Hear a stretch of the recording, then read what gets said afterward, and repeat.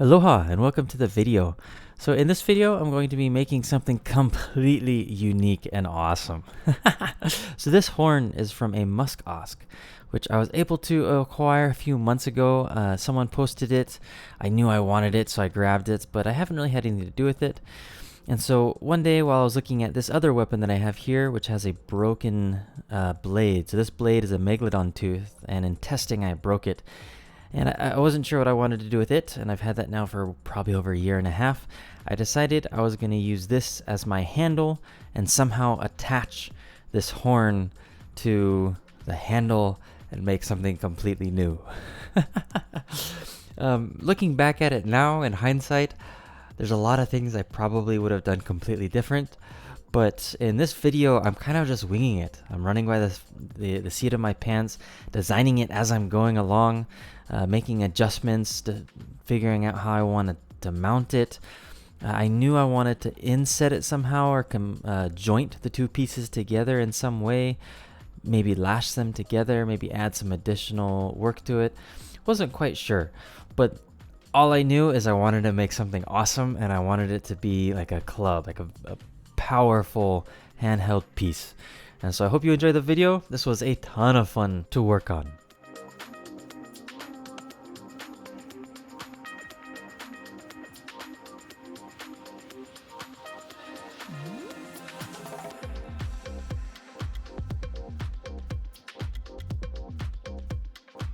So many years ago, maybe close to a decade ago now, I worked at the Polynesian Cultural Center in Hawaii. And I worked with the events department, and we made props, and one of the most common tools that we used was this. Now, it was mostly working with foam and soft materials, but the skill saw I used just a ton. And it's kind of funny because I haven't really used it much since then in my own woodworking, just because the things that I make, I don't really have a good use case for it. But in trying to hog out a ton of this material inside of the horn, man, the skill saw just ended up being perfect. And so it's kind of a fun callback to a lot of the earlier artistry and work that I did when I was younger. So it was a lot of fun to bring out the skill saw, and it's kind of like riding a bike. At first I was a little shaky with it, but then as soon as I got the feel of it again, it was really easy to control where my cuts were going. And so that was just kind of a little fun fact. I enjoyed working with that. Maybe I'll have another piece in the future that I get to use it again.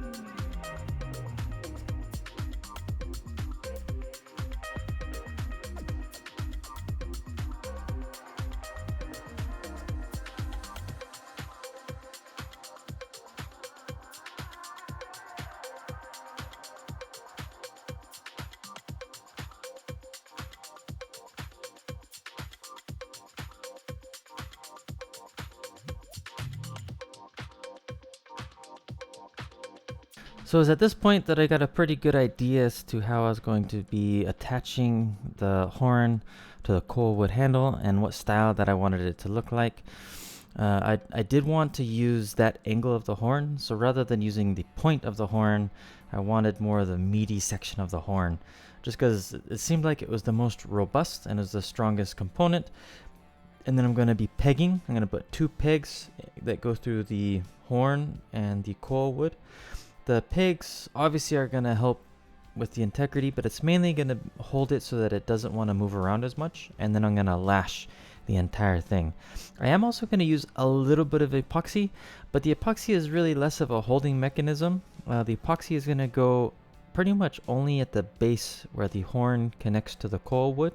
And the reason for that is I want it to kind of act as a buffer to absorb any loose connections, because when you go to slam that down and hit against something, all that vibration is going to go in through the horn, and I don't want that to go into the lashing. I want it to go directly into the handle. So I want the coil wood handle to absorb most of that stress, and then the lashing just keeps it in place along with the pegs. Hoping this works out. Maybe it won't. I'll find out. I'm going to be doing some basic testing with this at the end of the video, and then I'll probably be doing a lot more testing later on in another video. But so far, it's working out kind of how I'm expecting. The size of pegs that I'm using here are 3/4 inch pegs, so they're pretty thick. I had a little bit of a challenge drilling them through the coil wood, but I wanted to go ahead and get them drilled into place now, so that as I sand down and do some additional shaping in the whole piece, because this is definitely not what it's going to look like. I'm going to be sanding the entire thing down. That way I know that the alignment of those pegs will always be in the same spot.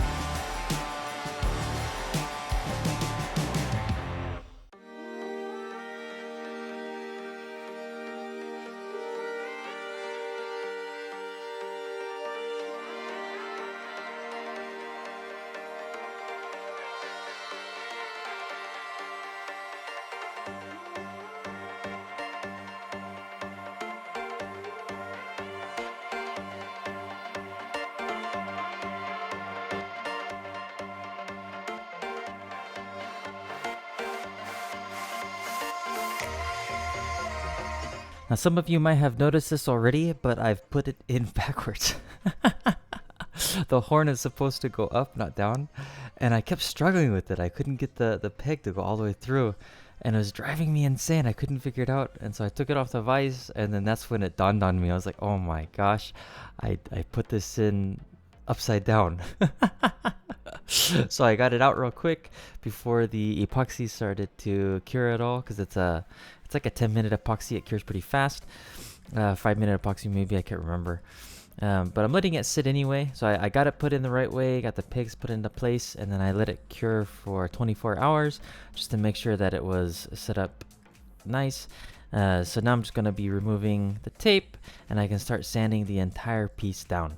Now, as I was sanding down this piece, I was not quite fully liking how it was looking. And what I mean by that is it looked cool, but I felt like it was missing something, and I wasn't sure what exactly it was missing. Just the entire time though, even from this point here, as awesome as this looked, I wasn't quite sure if it was really how I wanted it to look. It was looking epic, but I felt like it wasn't complete. And so at this point here is where I was kind of just brainstorming, thinking, what do I want to add, what do I want to do, what would look good, what would fit with the flow. And kind of what I ended up going to is actually putting a Megalodon tooth on it. I have this Megalodon tooth from a few projects many years ago, just left over that I never used. And I know I wanted to use it on something, just never really had a good idea. And so I decided to use it on this. I put on my respirator just because I'm using a diamond shaping bit on my angle grinder here, and this is a fossil, so this is like, it's kind of like stone, and so this, stone dust going in the air is really bad for you. Obviously I have my fans and filters and everything on, but just wanted to make sure that I don't breathe any of that in. But this was probably the last piece that I would be adding to it that would be unique. I knew I wanted to add something, and embedding in this tooth, I think, just tied everything together. I think it looked awesome. Let me know at the end. Let me know in the comments what you think. If you like the tooth, if you liked it better without the tooth. I think it looks pretty awesome with the Megalodon tooth in there. Just makes this whole piece looks even more unique. It's almost like a Monster Hunter weapon. It's just awesome. I love it.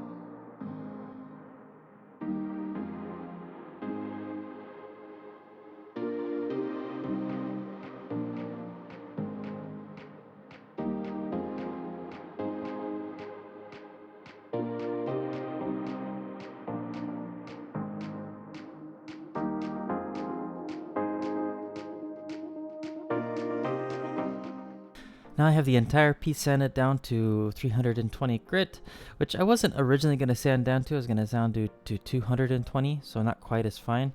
But the grain on this coal wood is absolutely gorgeous, and I definitely wanted to highlight that natural beauty. I love the way that the handle grip worked as well. I decided to carve that in rather than putting on a lash. I just think that'll hold a lot better in my hand when I go to swing this piece. So the last step after oiling it is going to be lashing. I'm going to be lashing in the tooth as well as the horn. I realized almost immediately trying to lash in the tooth that I didn't have any good angles to lash that into place. And so I went ahead and drilled a hole directly behind the tooth it'll get covered when I finish lashing the entire piece, so you won't even notice it's there. But this will give me a spot to anchor the tooth on. Now obviously I epoxy the tooth in place as well, but you can kind of see the tooth almost looks like an arrowhead. I went ahead and ground away little sections on either side of the tooth. That gives the lashing something to really hook into place, so it'll hold it there nice and firm. And then I can lash the entire piece. This took forever. It took hours.